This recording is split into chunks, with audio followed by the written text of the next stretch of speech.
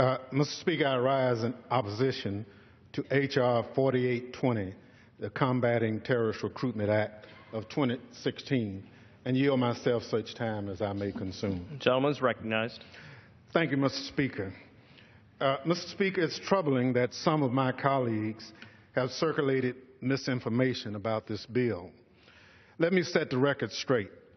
The Department of Homeland Security has repeatedly told my committee that H.R. 4820 is unnecessary insofar as the department already can integrate public testimonials of former terrorists and violent extremists into its efforts to counter violent extremism and terrorism. In fact, yesterday, I spoke with Secretary Johnson, and he reiterated that DHS has the authority it needs to carry out its counter-violent extremism efforts, and that this bill is unnecessary.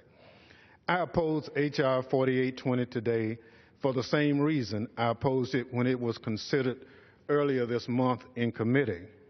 H.R. 4820 is nothing more than a message bill, a bill that sends the message to DHS to focus its counter-messaging efforts on foreign terrorist groups. Domestic groups like foreign terror group organizations recruit and spread propaganda through social media and online platforms. This bill ignores the fact that domestic terror groups like foreign terrorist organizations kill Americans. Since September 11th, terrorists espousing the ideology of foreign terrorist organizations are responsible for killing 45 innocent Americans on U.S. soil.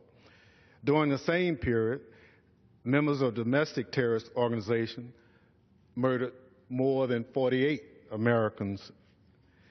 If you ask law enforcement leaders across this country what keeps them up at night, they will likely say the prospect that there is a sovereign citizen group or militia plotting in their jurisdiction. Just last month, the Atlanta police chief testified before my committee that he is deeply concerned about homegrown extremists and militia activity.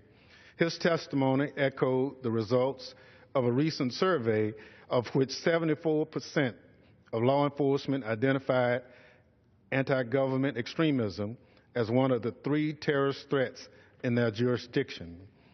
In the last 2 months, we've seen the development of domestic terrorists, an attack on police officers in Georgia by a self-appointed wizard of the Ku Klux Klan, the conviction of 2 members of the Aryan Brotherhood of Mississippi for participating in various criminal acts, including drug production and trafficking, kidnapping, and murder by a federal grand jury in Mississippi, the indictment of 2 members of a sovereign citizen group in Columbus, Ohio, for building a bomb modeled after the suicide vest used in the November Paris attack, a 4-count indictment member of a Michigan sovereign citizen group for selling women and children into sexual slavery. Such abusive activity are chillingly similar to those of ISIL. In recognition of these facts, I, together with like-minded committee Democrats, made multiple proposals during and after the markup to fix the bill. We offered an amendment to define violent extremists to encompass not only those engaged in ideologically motivated international terrorism, but also domestic terrorism. It was rejected.